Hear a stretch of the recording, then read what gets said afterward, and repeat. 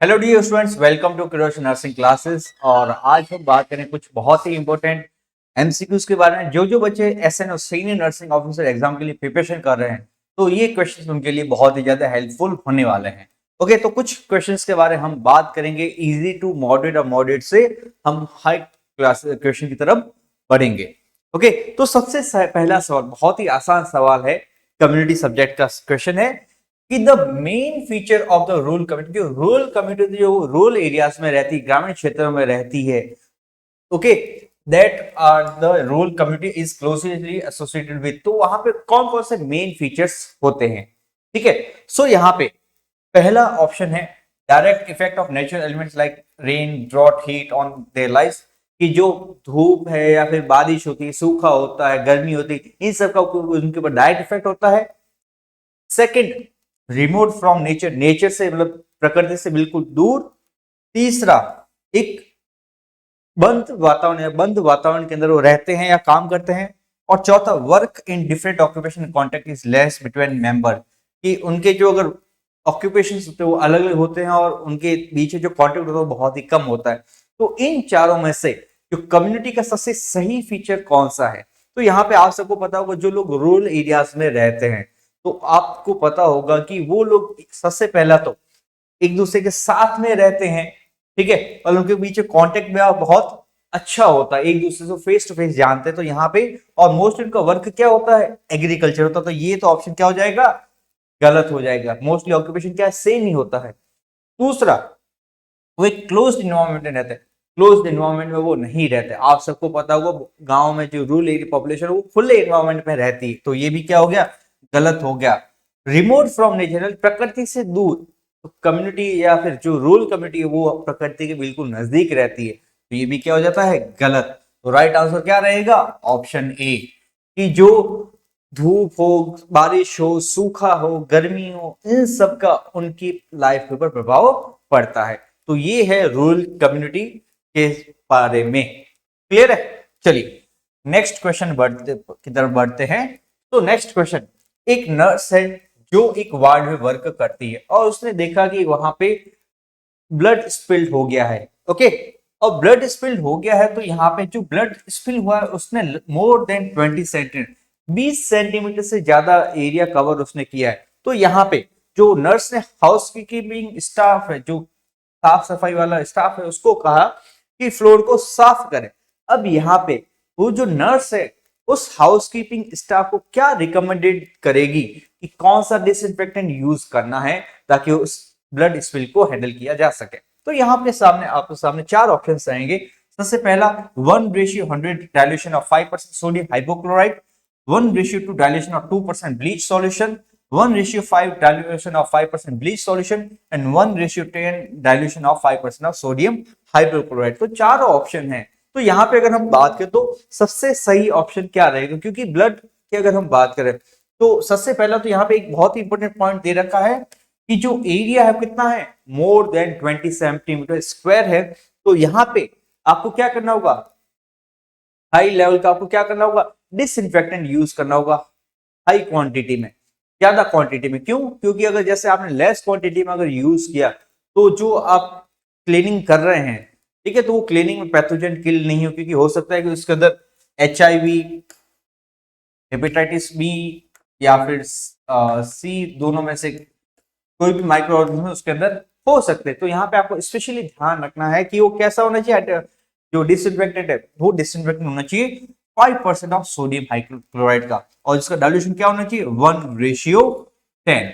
Okay, so option D is the correct answer. आपको क्या करना है, ठीक है, 5% का सोडियम हाइपोक्लोराइड 1:10 डाइल्यूशन के थ्रू यूज करना है। और उसको यूज करने से पहले आपको क्या करना है, उसको कि PPE kit, okay, personal protective equipment उसको यूज करने हैं, जिसमें ग्लव्स शामिल है। ओके, अगर मास्क को पहनने के लिए कहना है, ठीक है। तो ये कुछ कॉमन पॉइंट्स होते हैं, या पीपीई के उसको बोलना है प्रॉपर्ली यूज करें।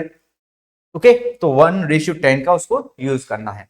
नेक्स्ट क्वेश्चन की तरफ बढ़ते हैं। नेक्स्ट क्वेश्चन बहुत ही अच्छा सवाल है, it is related to psychology. ठीक है, कि which type of coping strategy is most effective during a stressful circumstance that cannot be changed। कि यहाँ पे अलग कॉपिंग स्ट्रेटेजी होती है। कॉपिंग का मतलब होता है कि किसी भी सिचुएशन के हिसाब से खुद को ढालना है, उसके हिसाब से एडजस्ट करना। तो यहाँ पे कॉपिंग स्ट्रेटेजी में अगर बात कोई एक स्ट्रेसफुल सिचुएशन आ गई, कोई ऐसी सिचुएशन है, कोई ऐसी स्थिति हो गई जो बहुत ही ज्यादा तनावपूर्ण है, जिसको बदला नहीं जा सकता, तो उस सिचुएशन हम क्या करेंगे? तो सबसे पहला है इमोशनल फोकस्ड कॉपिंग। ठीक है, कि इमोशन को फोकस करके उस हिसाब से खुद को इमोशनल बदले। दूसरा, अवॉइड करें। तीसरा, प्रॉब्लम फोकस्ड, की प्रॉब्लम जो आ रही है उसके ऊपर फोकस्ड करें। और चौथा है कॉपिंग फ्लेक्सिबिलिटी, फ्लेक्सिबल हो जाए। तो चारों में से सबसे ज्यादा मोस्ट इफेक्टिव स्ट्रेटेजी कौन सी रहेगी? तो चारों की अगर हम बात करें तो सबसे पहला अगर हम बात करें इमोशन फोकस्ड कॉपिंग, तो यहाँ पे आपके सामने सिचुएशन ऐसी है जिसको बदला नहीं जा सकता।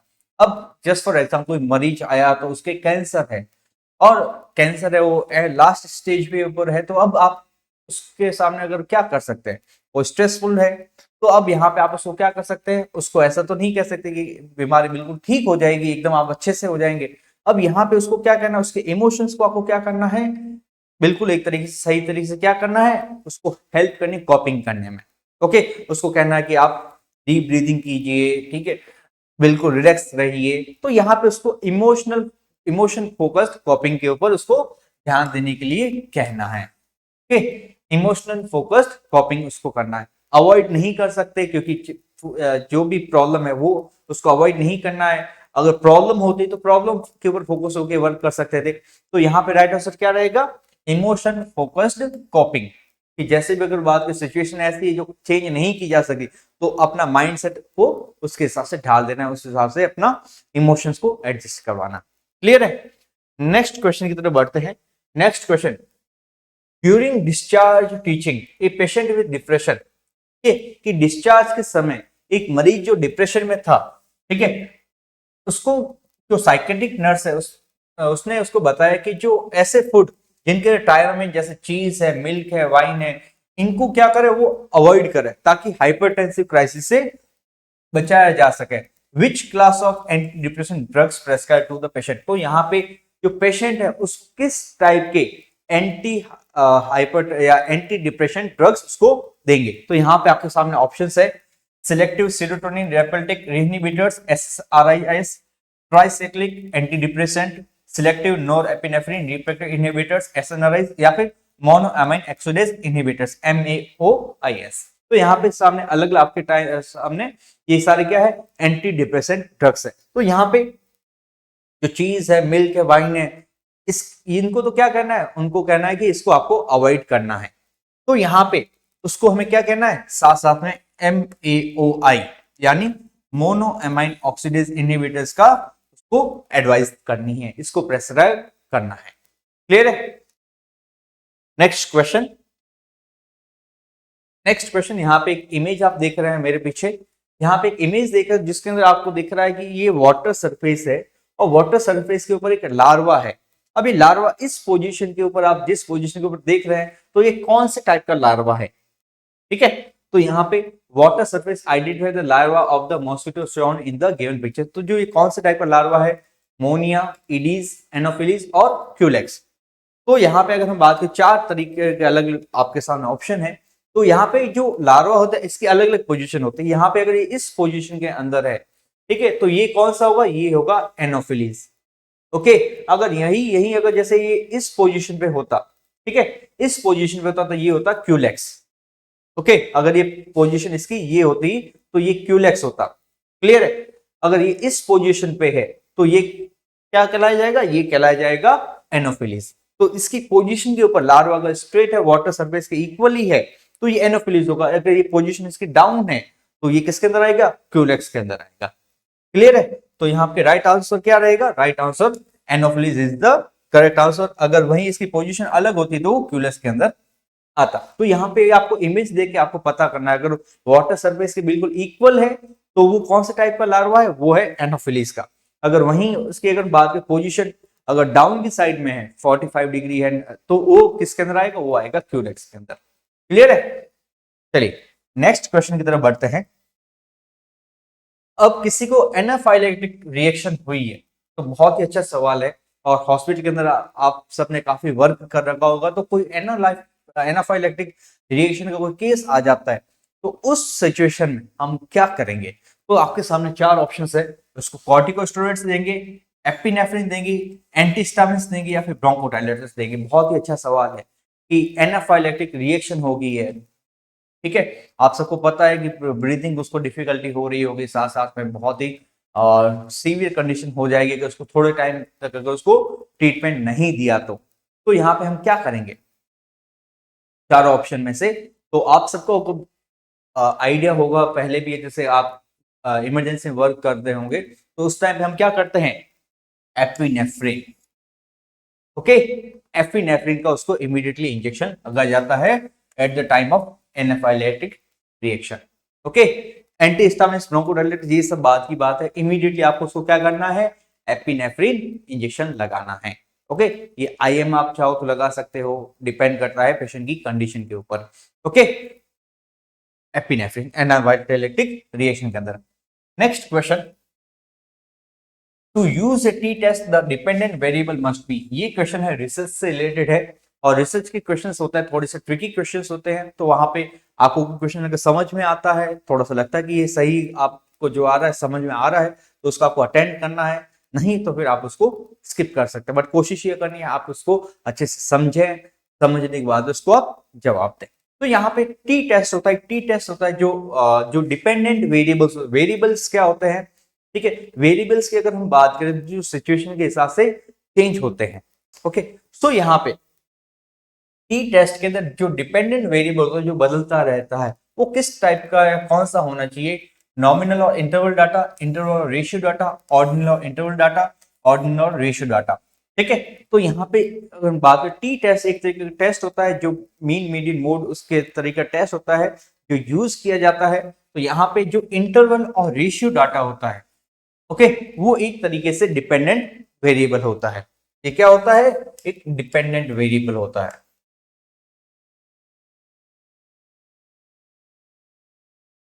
ओके, डिपेंडेंट वेरिएबल होता है इंटरवल और ratio data. Next question, BMW biomedical waste management, आप सबने पढ़ा होगा बायोमेडिकल वेस्ट मैनेजमेंट की कुछ गाइडलाइंस है, ओके। तो बायोमेडिकल वेस्ट मैनेज के अकॉर्डिंग कैटेगरी 1 का जो वेस्ट होता है जिसके अंदर क्या आता है, जिसके अंदर ह्यूमन एनाटॉमिकल वेस्ट आता है, ठीक है, ठीक है, जो कौन से कलर का होता है आप सबको पता होगा, येलो कलर, ओके, ठीक है। ह्यूमन एनाटॉमिकल वेस्ट किसके अंदर डाला जाता है, येलो कलर के अंदर डाला जाता है। तो उसके बाद में ये जो एनाटॉमिकल वेस्ट है इसको कहां पे डिस्पोज करेंगे, तो यहाँ पे आपके सामने चार ऑप्शन है, म्युनिसिपल लैंडफिल के अंदर, केमिकल ट्रीटमेंट करेंगे, disinfection by chemical treatment, incineration और लोकल ऑटोक्लेविंग, ठीक है। जो बायोमेडिकल वेस्ट मैनेजमेंट है, अभी अगर बात करें तो इसकी रिसेंटली 2016 के अंदर इसकी गाइडलाइंस आई थी, 2016 के अंदर बायोमेडिकल वेस्ट मैनेजमेंट के अंदर, कि यहाँ पे चार कैटेगरीज होती है, आप सबको पता है बायोमेडिकल वेस्ट के बारे में। तो यहाँ पे जब ह्यूमन एनाटॉमिकल वेस्ट है तो इसको डिस्पोज करने के लिए सबसे अच्छा ऑप्शन क्या रहता है, इंसिनरेशन का, मतलब उसको इंसिनरेट कर दिया था, जला देना, ठीक है, इंसिनरेशन, ठीक है, भट्टी में उसको जला दिया जाता है, बिल्कुल वो राख हो जाता है। तो इंसिनरेशन सबसे अच्छा ऑप्शन रहता है इस केस के अंदर, क्लियर है। चलिए नेक्स्ट क्वेश्चन, नेक्स्ट क्वेश्चन एक अच्छा क्वेश्चन है, सिनेरियो बेस्ड क्वेश्चन है कि problem based learning, okay, is a student centred learning strategy in which student collaborate to solve problem and reflect on their experiences. तो यहाँ पे एक क्वेश्चन पूछा जा रहा है कि जो प्रॉब्लम बेस्ड लर्निंग होती है, जो स्टूडेंट्स यूजुअली अगर बात कर अलग अलग तरीके की लर्निंग होती है, प्रॉब्लम बेस्ड हो सकती है, प्रॉब्लम सेंट्रिक हो सकती है। तो यहाँ पे प्रॉब्लम बेस्ड लर्निंग है, यहाँ पे स्टूडेंट क्या करता है, सीखता है, ठीक है, कि किस तरीके से प्रॉब्लम को सॉल्व करना है और उसके एक्सपीरियंस वहां पे उसको यूज करने हैं। तो यहाँ पे कौन सा ऐसा कंपोनेंट जो उसके अंदर होना चाहिए प्रॉब्लम बेस्ड लर्निंग के अंदर, ठीक है। जैसे कोई भी प्रॉब्लम आई, जैसे आप हॉस्पिटल के अंदर वर्क कर रहे हैं और अलग अलग प्रॉब्लम्स, अलग अलग तरीके के पेशेंट आते हैं, तो यहाँ पे जब आप वहां पे वर्क करते हैं तो कोई पेशेंट ऐसे आते हैं जहाँ पे आपने उसका इलाज कर रखा है, ठीक है, या फिर उसने आप रेगुलर उस तरीके के पेशेंट आ रहे हैं, कोई नया पेशेंट आता है, तो यहाँ पे आप क्या करते हैं, उसके बारे में आप सीखते हैं, कि वहां पे डॉक्टर ने क्या ट्रीटमेंट किया या फिर जो सीनियर आपसे उसने क्या ट्रीटमेंट किया, फिर आप उसको यूज करते हैं। तो वैसे ही अगर हम बात करें तो एक लर्निंग होती है जिसको हम कहते हैं प्रॉब्लम बेस्ड लर्निंग, कि जब प्रॉब्लम कोई आती है उसको देख के आप क्या करते हैं, सीखते हैं। तो उसके अंदर क्या किया जाता है, आपके सामने अलग अलग ऑप्शंस है। Presentation of the real world situation और प्रॉब्लम फ्रॉम ऑर्डिनरी लाइफ, कि जो भी रियल वर्ल्ड की जो सिचुएशंस होती है, ठीक है, जो भी प्रॉब्लम्स होती है उसको देखना और समझना। तीसरा दूसरा है focus of the education programme पे फोकस करना। थर्ड है केयरफुल इंस्पेक्शन ऑफ मेथड्स, जो भी इंस्पेक्शन मेथड है उनको केयरफुली देखना, ठीक है। या फिर फ्लेक्सिबल अप्रोचेस टू लर्निंग, या फिर फ्लेक्सिबल अप्रोचेस का यूज करना। तो यहाँ पे सबसे अच्छा ऑप्शन क्या रहेगा प्रॉब्लम बेस्ड लर्निंग का, कि प्रॉब्लम आई है, प्रॉब्लम को देखा, उसको समझा और उसको यूज किया, ठीक है। तो ये एक तरीका क्या एग्जांपल, ये है real world scenario, real world situation देखना। ओके, जैसे कोई पर्सन है, ठीक है, जो गरीब नहीं अमीर है, तो उसको नहीं पता कि गरीबी क्या होती है। तो वो रियल वर्ल्ड में कब पता चलेगा उसको गरीबी का, जब वो खुद कभी रियल में गरीब पर्सन या गरीब फैमिली में रहेगा या गरीब सिचुएशन खुद देखेगा, तभी उसको पता चलेगा कि उसकी रियली में प्रॉब्लम्स क्या है, ठीक है। या फिर कोई पेशेंट है जिसके वो डिजीज नहीं हुई है या जिसके वो डिजीज है, तो यहाँ पे एक दूसरे को उसकी फीलिंग्स को समझना क्या रहता है, थोड़ा सा मुश्किल रहता है, ठीक है ना। एक अंग्रेजी में एक कहावत है कि only wearer knows where the shoe pinches, कि जूता पहनने वाले को ही पता होता है कि जो कांटा है वो कहाँ चुभ रहा है, ठीक है। तो यहाँ पे उस स्टूडेंट को जो प्रॉब्लम है या आप उसको चीज सिखाने के लिए क्या करते हैं, उसको हम रियल वर्ल्ड सिचुएशन में भेजते हैं। जैसे आप सबको हॉस्पिटल में क्लिनिकल ड्यूटी के लिए भेजा होगा, तो किस लिए भेजा, ताकि आप रियल पेशेंट्स देख सके, रियली में ट्रीटमेंट जैसा जो बुक्स में पढ़ा है उसको आप रियली में समझ सके। इसको हम कहते हैं प्रॉब्लम बेस्ड लर्निंग। क्लियर है। चलिए नेक्स्ट क्वेश्चन की तरफ बढ़ते हैं। बेंजीमेडाजोल, बेंजीमेडाजोल जो पैरासाइटिक इंफेक्शन के लिए यूज किया जाता है, तो वो क्या है, एक एंटी फंगल ड्रग है, या फिर कोई ऑप्शन नहीं, या फिर एक ब्रॉड स्पेक्ट्रम एंटीबायोटिक है, या फिर ब्रॉड स्पेक्ट्रम एंटी हेलमिंथिक्स है। बेंजीमेडाजोल, ठीक है, बेंजीमेडाजोल टैबलेट के बारे में आपने कभी सुना होगा, ठीक है, जो पैरासाइटिक इन्फेक्शंस होते हैं तो उसके अंदर यूज किया जाता है। आपने और नाम सुना होगा एल्बेंडाजोल, ओके, एल्बेंडाजोल जो टैबलेट्स दी जाती है जो भी वर्म्स के लिए, ये किस लिए काम के लिए किया जाती है, डीवर्मिंग में, पेट में कीड़े होते हैं ना, तो उसके टाइम पे एल्बेंडाजोल टैबलेट का यूज किया जाता है, ओके। जो 1 से लेके 19 साल तक के बच्चों को टैबलेट दी जाती है, ठीक है, डीवर्मिंग के लिए, ताकि पेट के अंदर जो कीड़े होते हैं उसको मारा जा सके। तो वैसे ही एक बेंडिंजाजोल है, ठीक है, बेंडिंजाजोल है, ये भी क्या है, एक तरीके की ड्रग है। कौन सी है, तो ये है एक broad spectrum anti helminthic, okay, anti helminthic, जैसे एल्बेंडाजोल हो गया है, बेंडिमेजाजोल है, ये पैरासाइटिक जो इन्फेक्शन होता है उसको किल करने के लिए, उसको रोकने के लिए यूज की जाती है, ठीक है। नेक्स्ट क्वेश्चन की तरफ बढ़ते हैं। एक बहुत ही अच्छा सवाल है, which of the following is an important principle of delegation. Delegation word सुना होगा आपने सबने कभी, आप किसी कॉन्फ्रेंस या सेमिनार के अंदर जब भी आप जाते हैं तो वहां पे डेलीगेशन या डेलीगेटरीज जो होते हैं उनको काफी बार रेफरेंस किया जाता है। तो क्या होता है डेलीगेशन, ओके। तो यहाँ पे सवाल पूछा जा रहा है कि which of the following is an important principle of delegation, इनमें से कौन सा डेलीगेशन बहुत ही महत्वपूर्ण प्रिंसिपल या सिद्धांत है। तो यहाँ पे आपके सामने 4 ऑप्शन है। Delegation is the same as work allocation, delegation एक तरीके से हम बात करें कि जो किसी को वर्क बांटना, किसी को काम बांटना, उसके जैसा है क्या। दूसरा, no transfer of authority exist when delegating, कि जब किसी को आप डेलीगेट करते हैं तो उसमें अथॉरिटी आप ट्रांसफर नहीं कर रहे हैं। तीसरा, when delegating you must transfer authority, delegate करते उस टाइम अथॉरिटी आपको ट्रांसफर करनी है। और चौथा, responsibility is not transferred with delegation, तो डेलीगेशन के साथ रेस्पॉन्सिबिलिटी ट्रांसफर नहीं होती। तो यहाँ पे डेलीगेशन का एक बहुत ही इंपॉर्टेंट प्रिंसिपल होता है कि किसी को भी आप डेलीगेशन, यानी आप उसको कोई भी वर्क दे रहे हैं, कोई उसको रेस्पॉन्सिबिलिटी आप दे रहे हैं, तो साथ में उसको आपको क्या देनी है, अथॉरिटी, ओके।